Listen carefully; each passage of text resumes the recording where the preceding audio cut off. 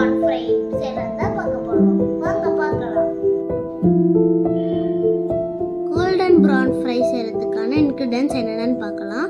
மைதா, cornflour, rice flour, egg, bread crumbs, chilli flakes, pepper, prawn 1/2 kg நல்லா clean பண்ணி எடுத்துருக்கோம். ஒரு பவுல் எடுத்துக்கோங்க. மைதா மாவு, rice flour, cornflour, chilli flakes, pepper add பண்ணிக்கோங்க. ஒரு ஸ்பூன் சால்ட் ஆட் பண்ணிக்கோங்க. கோல்டு வாட்டர் ஆட் பண்ணி நல்லா மிக்ஸ் பண்ணி விட்டுருங்க.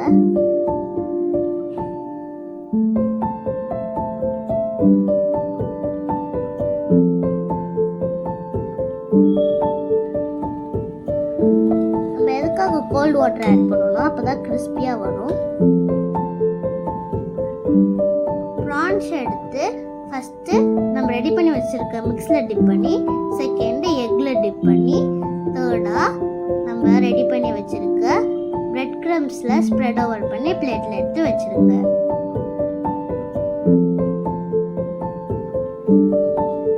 இதே ப்ரொசீஜரை ஃபாலோ பண்ணி எல்லா ப்ரான்ஸையும் ரெடி பண்ணி எடுத்துக்கோங்க.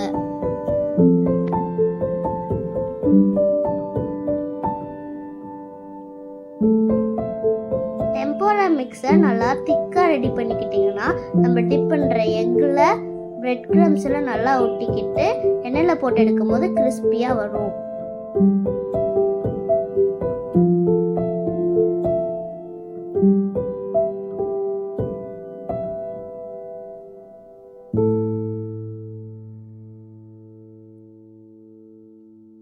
ஸ்டஃப் பண்ணி வச்சிருக்க ப்ரான்ஸை 10 minutes ஃப்ரிட்ஜில் வச்சு எடுத்துக்கோங்க.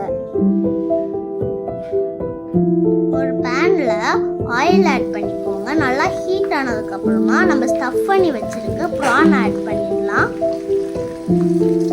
கோல்டன் ப்ரான் ஃப்ரைன்றதுனால நம்ம லோ ஃப்ளேம்ல வச்சு தான் பண்ண போறோம்.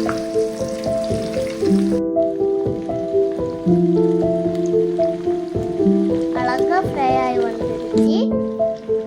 நம்ம இப்போ திருப்பி போட்டுடலாம். 2 பக்கமும் நல்லா வெந்து வரட்டும்.